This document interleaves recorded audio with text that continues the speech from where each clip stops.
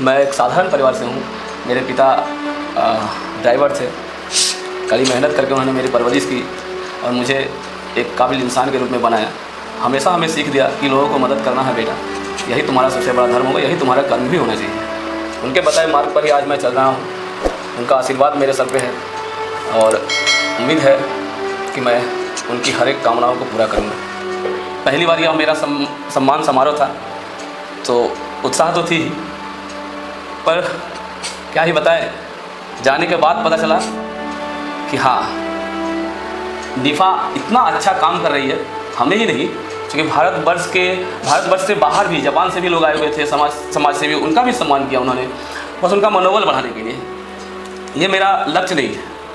मेरा लक्ष्य तो है कि मैं अंतिम सांस तक, अंतिम दिनों तक लोगों की सेवा कर सकूं। भगवान मुझ में इतनी शक्ति दे। ये एक ऐसा पड़ाव था जो मेरा आत्मबल को बढ़ाया, मेरी इच्छा शक्ति को बढ़ाया। हो सकता था मैं समाज सेवा के क्षेत्र में थोड़ा कमज़ोर हो जाऊँ। मेरे कुछ मित्र थे, अनमोल थे, जो अब इस दुनिया में नहीं रहे। मैं उन्हें नमन करता हूँ। उनकी भावनाओं का हमेशा सम्मान रहा। उनके जो सपने थे, उन्होंने जो देखा था कि नहीं, हमें भी लोगों की मदद करना चाहिए, अंतिम व्यक्ति में जो गरीब हैं उन तक जाके हम अपनी सेवा दें, ऐसी सोच थी उन लोगों की। वो अब हमारे बीच नहीं है। इनका दुख हमें जीवन भर रहेगा। मेरा प्रयास रहेगा कि उनके जो सपने थे उन्हें मैं आगे लेकर चलूँ, उसे पूरा करूँ।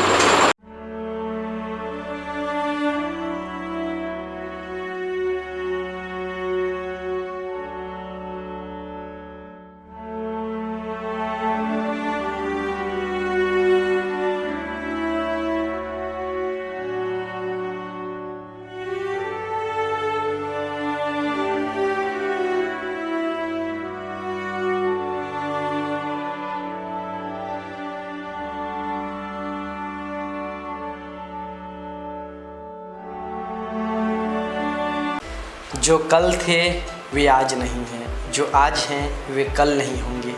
होने ना होने का क्रम इसी तरह चलता रहेगा। हम हैं, हम रहेंगे, ये भ्रम भी सदा पलता रहेगा।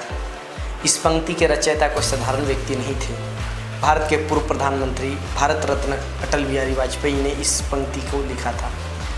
और अटल बिहारी वाजपेयी जी के बारे में आप सभी जानते हैं कि वो अपनी संपूर्ण जीवन को राष्ट्र के लिए समर्पित कर दिए और एक बहुत बड़े समाज सेवी बने। आज मेरे साथ साक्षात एक वैसा ही उदाहरण मौजूद है। नमस्कार, आपका बहुत बहुत स्वागत है स्वदेशी भारत न्यूज़ पर और मैं आपके साथ धनंजय कुमार। और आप देखना शुरू कर चुके हैं स्वदेशी भारत न्यूज़ का खास प्रोग्राम जनहित वार्ता, जिसके माध्यम से हम आपको प्रत्येक एपिसोड में कोई ना कोई प्रेरणादायक व्यक्ति और हस्ती के साथ परिचय कराते हैं। मेरे साथ इस एपिसोड में खास मेहमान के तौर पे पाकुड़ जिले के हिरनपुर की मिट्टी में जन्मे एक अद्भुत नाम चंदन कुमार, जो अपनी कार्यों के बदौलत समाज की चिंतन के वजह से आज जो है इस क्षेत्र में लोकप्रिय हैं और काफ़ी लोगों के दिलों में ये राज करते हैं। मेरे साथ इस साक्षात्कार में हिरनपुर के चंदन जी मौजूद हैं और हाल ही में इन्हें दिल्ली में एक समाज सेवा के क्षेत्र में अच्छा कार्य करने को लेकर बहुत ही सुंदर पुरस्कार से पुरस्कृत किया गया, जिसमें मेरे साथ इस साक्षात्कार के लिए मौजूद हैं। सबसे पहले आपका हम बहुत बहुत स्वागत करना चाहेंगे अपने स्वदेशी भारत न्यूज़ पे और आपको बहुत बहुत बधाई हो कि आपने इस पाकुड़ के, इस हिरनपुर की मिट्टी से निकलकर दिल्ली के उस सरजमी से जाकर समाज सेवा के क्षेत्र में वो पुरस्कार लेकर आए। धन्यवाद आपका और आपके दर्शकों का, जिनका प्यार और आशीर्वाद की वजह से आज थोड़ा बहुत सम्मान मिला है। मैं आप सबों को धन्यवाद देता हूँ। हिरनपुर, पाकुड़, मेरे जितने भी संबंधी हैं, मेरे जितने भी जानने वाले हैं, उन सबों का आशीर्वाद और प्यार ही है जो मुझे यहाँ तक लेकर आया है। इनके लिए मैं आप सबों को पुनः एक बार धन्यवाद देता हूँ। चंदन जी, वैसे तो अब आप इस क्षेत्र में कोई परिचय का मोहताज नहीं रहे। समाज सेवा के क्षेत्र में इसी पाकुड़ की मिट्टी से निकलकर दिल्ली से वो सम्मान हासिल करके आप आ गए, लेकिन फिर भी हमारे अगर गिने चुने कोई दर्शकों में से जो आपको नहीं जानते हैं, एक बार हम चाहेंगे कि आप उन सभी दर्शकों को पूरा परिचय दे दें। जी जरूर। मेरा नाम चंदन प्रसाद भगत है, मैं हिरनपुर से हूँ।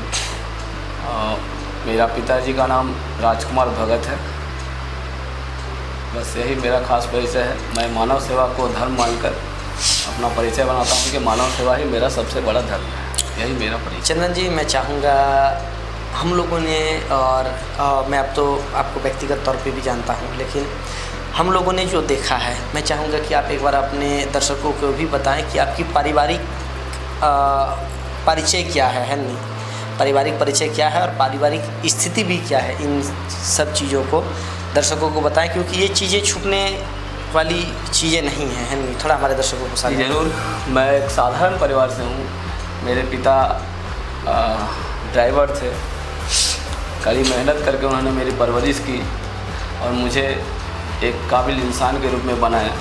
हमेशा हमें सीख दिया कि लोगों को मदद करना है बेटा, यही तुम्हारा सबसे बड़ा धर्म होगा, यही तुम्हारा कर्म भी होना चाहिए। उनके बताए मार्ग पर ही आज मैं चल रहा हूँ।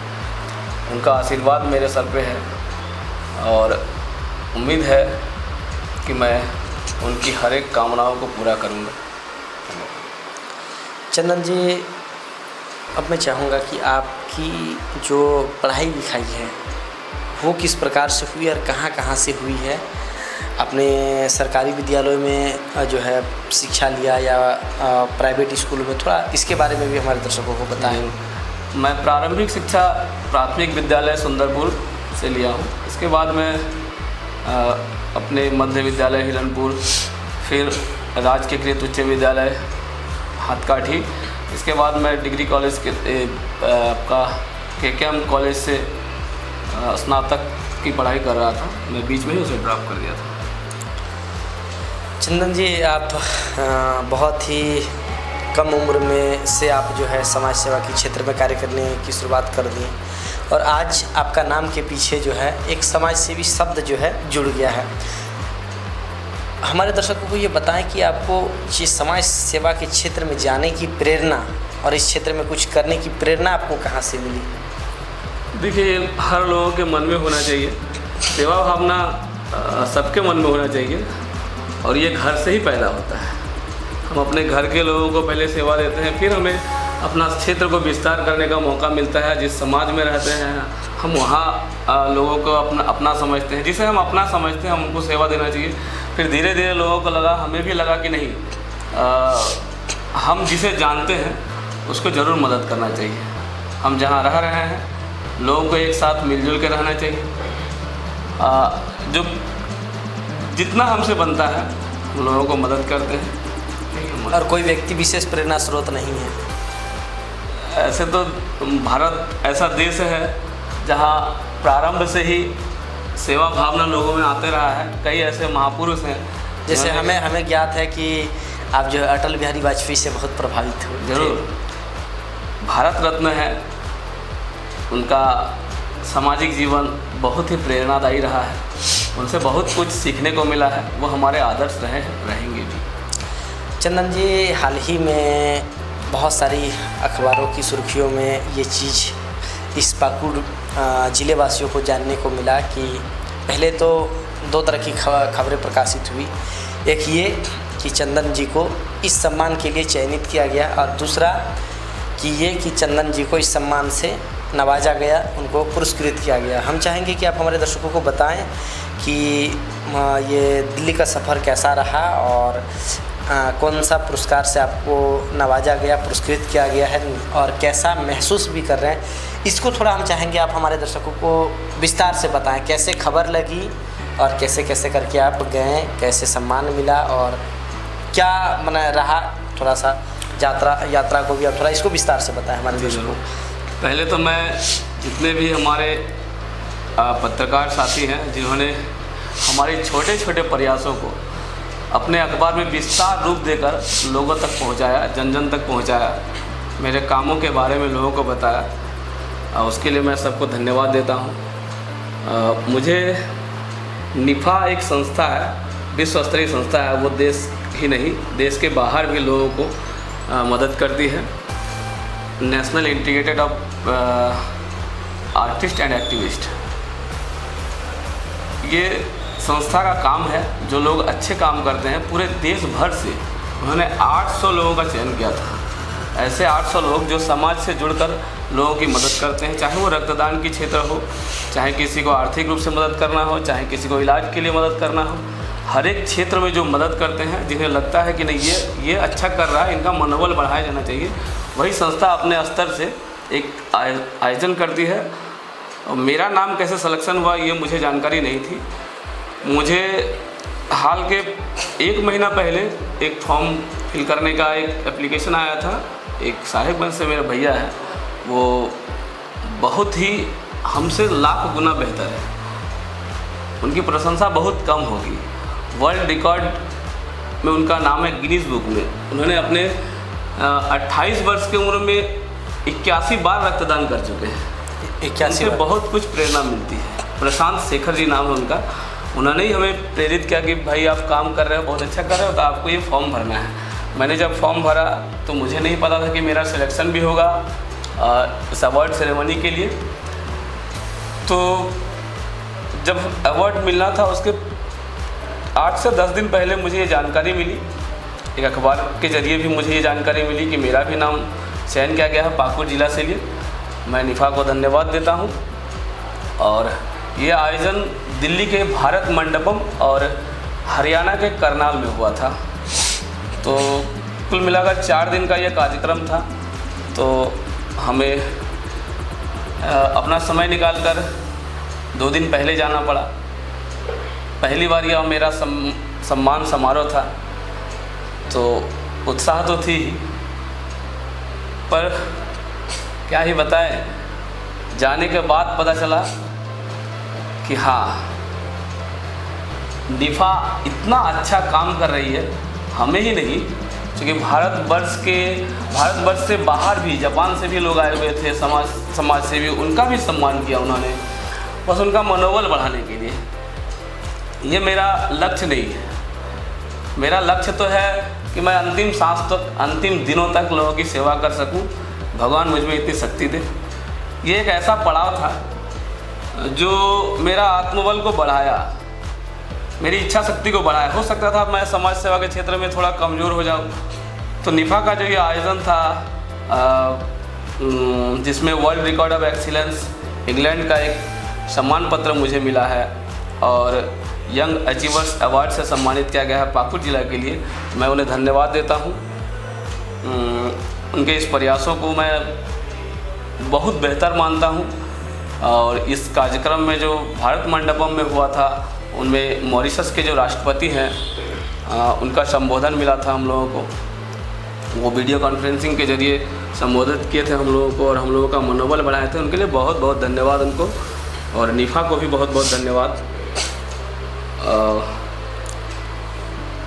प्रयास तो यही रहेगा कि अंतिम क्षण तक समाज सेवा, लोगों की सेवा करता रहूं।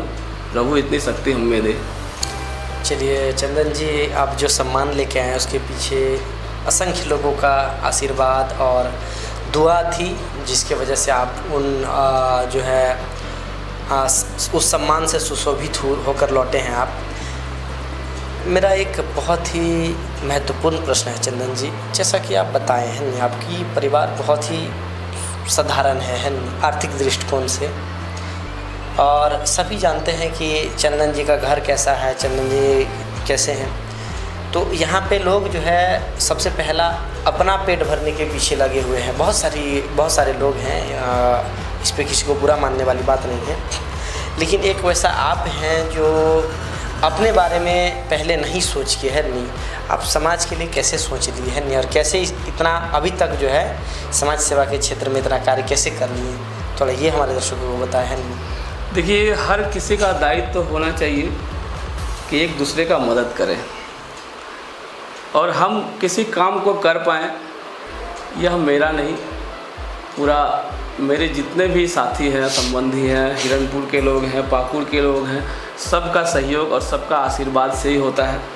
मैं अकेले कुछ नहीं कर सकता, सबका साथ, सबका सहयोग मिलता है, तभी मैं समाज सेवा के क्षेत्र में काम कर पा रहा हूँ, लोगों की मदद पहुँचा रहा हूँ।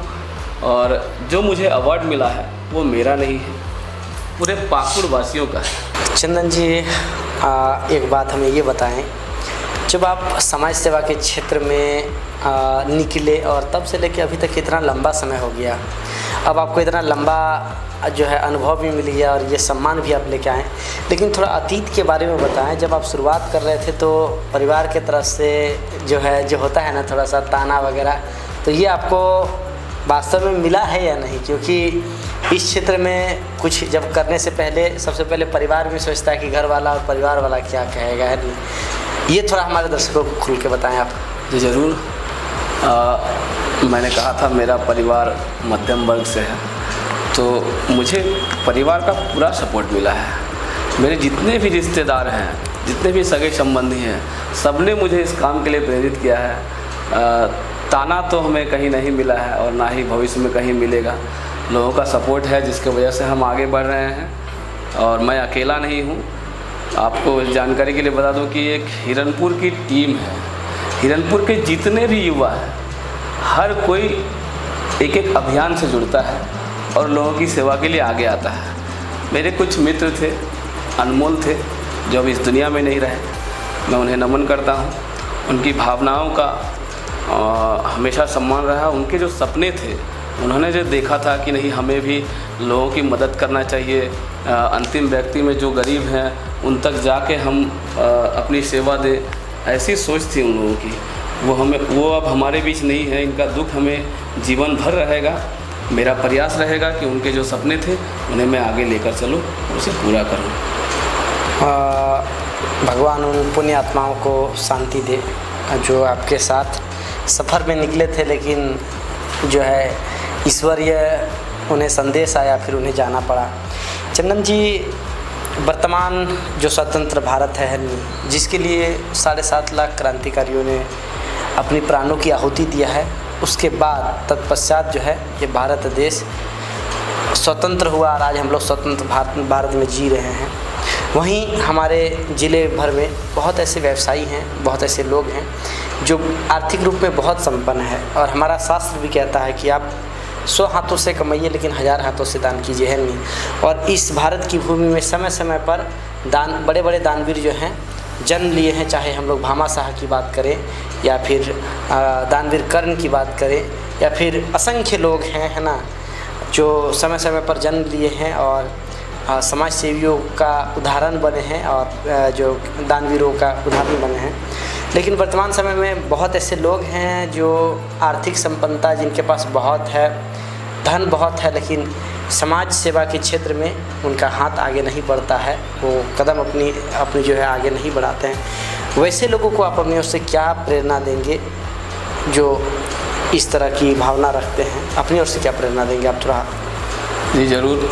पहले तो उन पुण्य आत्माओं का नमन जिनकी कुर्बानी ने हमें स्वतंत्रता की सांसें दिलाई, और उन्हें भी नमन जो आज बॉर्डर पर खड़े होकर हमें आज़ाद भारत की हर स्वतंत्रता को महसूस करने का आभास करा रहे हैं।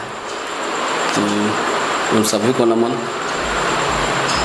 देखिए, समाज सेवा की एक भावना होती है, लोगों की मदद करने की एक भावनाएं होती है, सब में होनी चाहिए। है ऐसे कुछ लोग जो संपन्न है, आर्थिक रूप से भी संपन्न है, मानसिक रूप से भी संपन्न है, देने की इच्छा भी रखते हैं, पर लोगों तक हम पहुंच भी नहीं पाते हैं। ऐसे लोग भी हैं जो बहुत अंदर से इच्छा रखते हैं कि नहीं हमें समाज में आके मदद करना चाहिए, पर उनको जरिया नहीं मिलता है। हमारा प्रयास होगा कि हम उन तक भी पहुँचें, उन्हें भी हम प्रेरित करें कि आप अपने कमाए धन का थोड़ा सा, बस थोड़ा सा हिस्सा इस समाज को समर्पित करें, ताकि आपके इस थोड़ा सा समर्पण से ही किसी की ज़िंदगी बच जाए, किसी की ज़िंदगी संवर जाए, कोई बन जाए। ऐसा हमारा प्रयास रहेगा। आप सही बता रहे हैं कि ये क्षेत्र कोयला पत्थर जैसे उद्योग धंधा से भरा पड़ा है और बहुत सारे व्यवसायी हैं यहाँ जो समाज में दान भी करते हैं।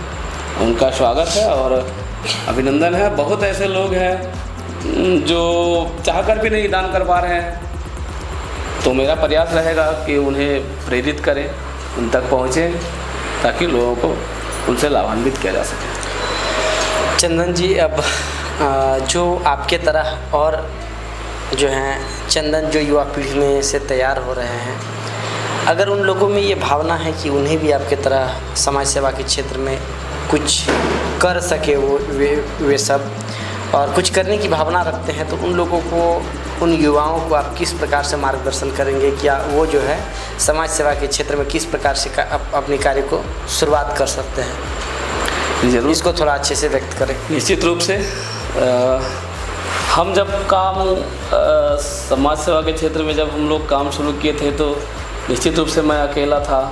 फिर धीरे धीरे 1 से 2 हुए, 2 से 4 हुए, 4 से आज अनगिनत संख्या है।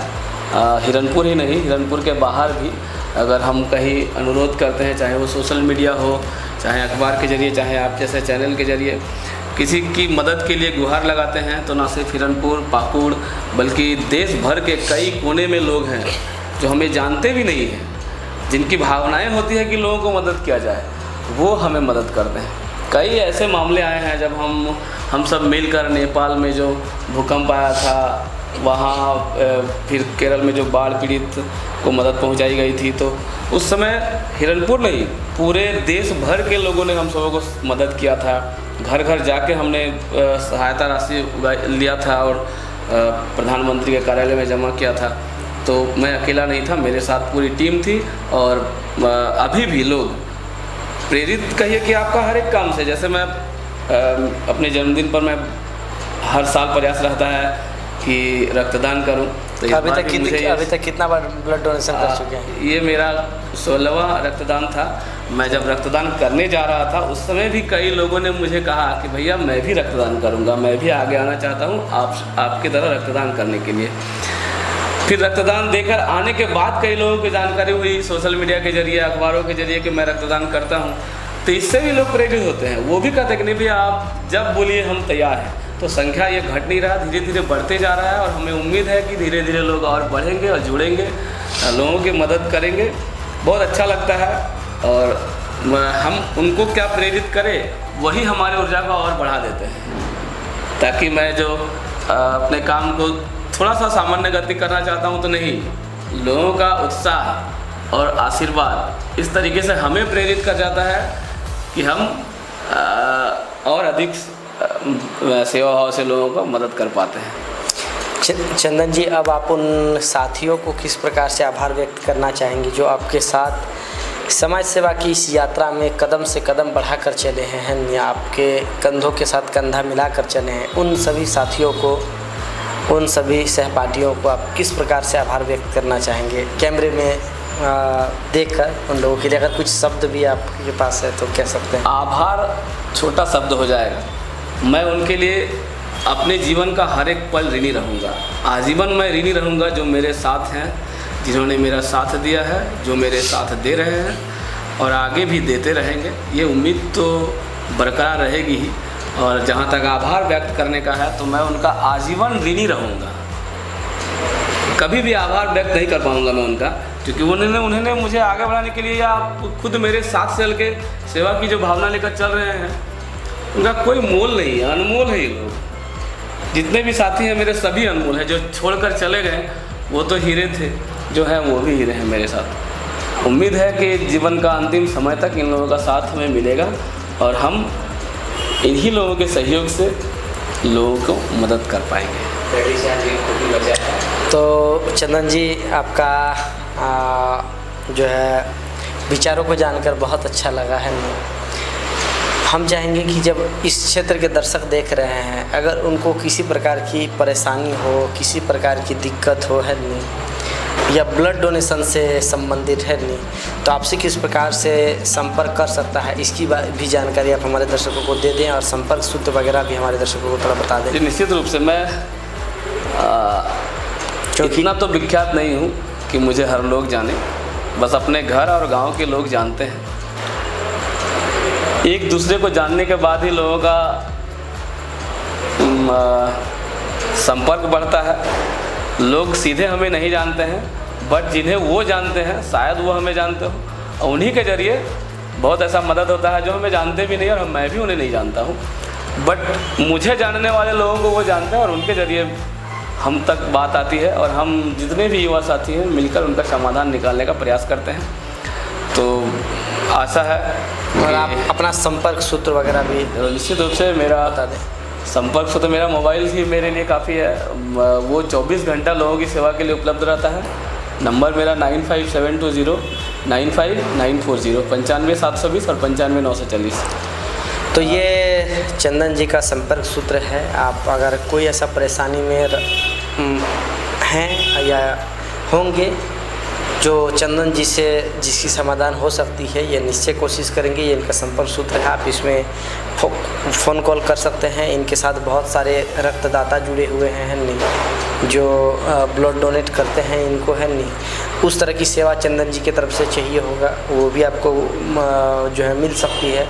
और उनके अलावा किसी तरह की दिक्कत है, कोई बीमारी के बड़ी बीमारी के शिकार हैं, वैसे कई जो हैं हेल्प किए हैं चंदन जी। अब सबसे अंत में जो हमारे स्वदेशी भारत न्यूज़ के स्थायी दर्शक हैं, जो स्वदेशी भारत न्यूज़ के हर एपिसोड में अंत तक बने रहते हैं, तो उन दर्शकों के लिए आप अगर अपनी ओर से कुछ कहना चाहेंगे जो अभी तक आपको देख रहे थे, तो कुछ कह सकते हैं। ज़रूर।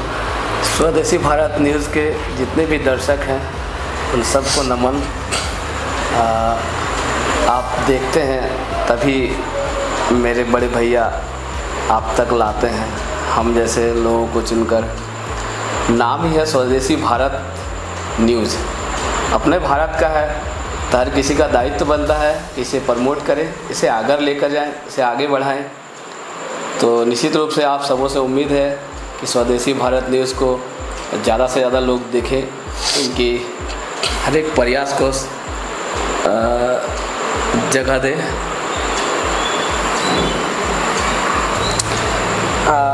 इस प्रेरणा के लिए आपका बहुत बहुत धन्यवाद चंदन जी।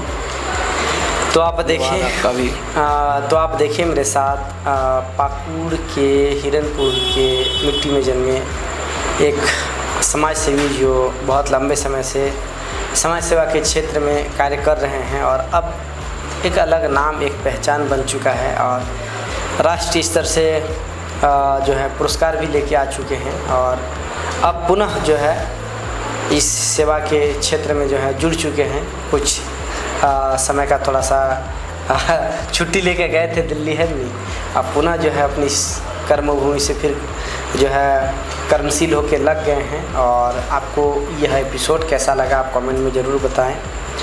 और हमारा पहल रहता है कि जनहित वार्ता प्रोग्राम के माध्यम से ऐसे व्यक्तियों से आपको परिचय कराते हैं जो जिससे आपको प्रेरणा मिले है नहीं, और वो प्रेरणादायक व्यक्ति भी होते हैं और प्रेरणादायक हस्ती भी होते हैं। और अभी तक हम लोग 40 से प्लस एपिसोड कर चुके हैं और इस एपिसोड में हमारा गेस्ट था चंदन भगत जी, और जिनसे हम लोग पहले भी जो है प्लानिंग किए थे कि करें, तो फिर थोड़ा सा ये थे नहीं क्षेत्र में, दिल्ली चले गए थे, उसके बाद आए तो हमें समय मिला तो इंटरव्यू किए।